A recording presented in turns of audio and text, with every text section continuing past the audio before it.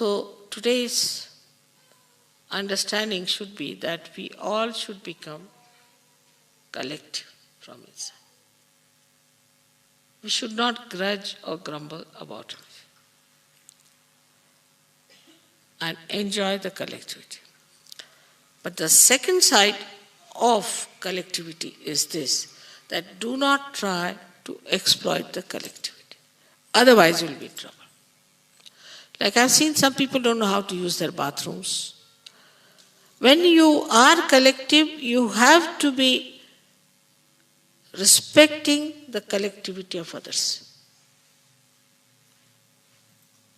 By your presence, another person should not by any chance suffer, or should not feel in any way insulted or inconvenienced.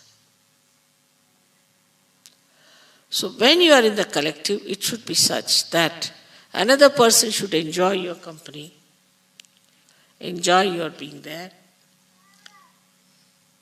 That's something where there is no problem.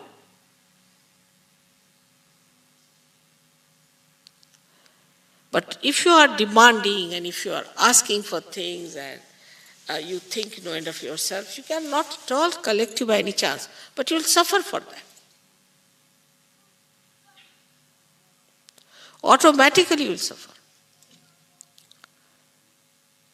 If this is realized and understood properly, your agya is solved.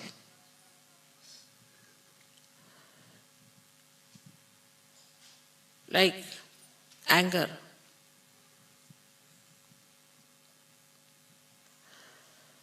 People always boast, I'm very angry with you. Boast. But just make that anger into forgiveness. And you'll see the person, instead of you getting into problems, he will get into problems. Anger will upset you, but forgiveness will upset him automatically. It's the biggest weapon you have got, is to forgive. And this is shown in Buddha's character throughout.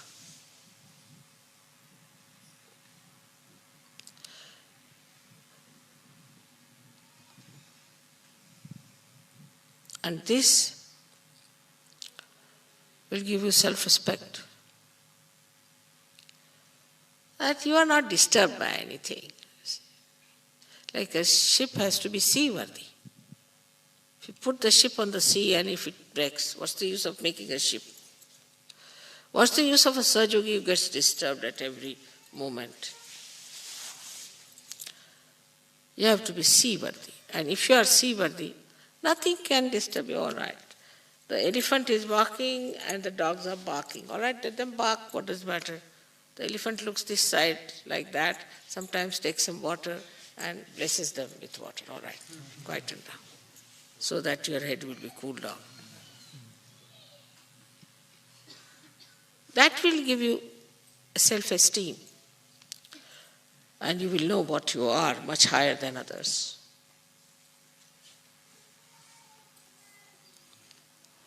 And this is what is how to get rid of your ego, which is a very, very big problem according to you people. But then how to get rid of ego. Ego can be said, you go.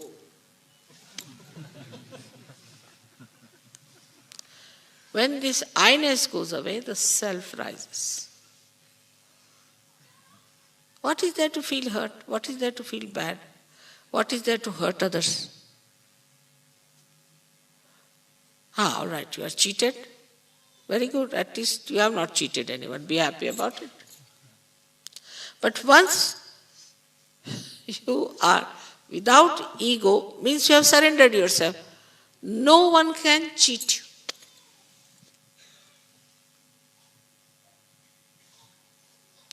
Can you understand that? No one can cheat you. Because there is some higher force which is looking after.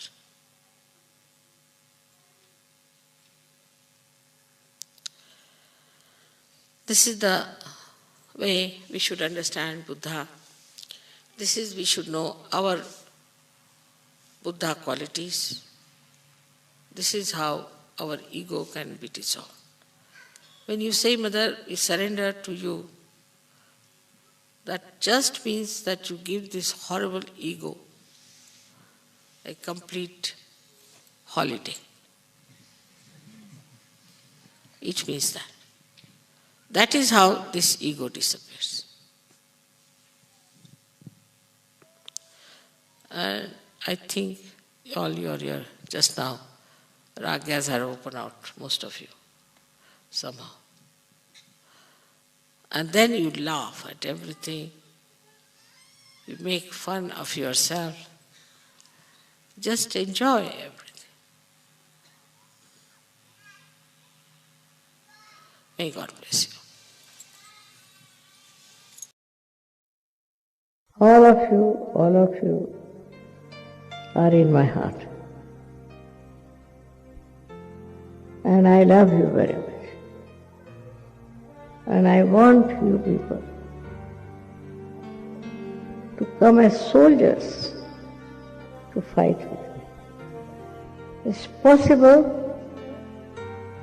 with the power of love, with the power of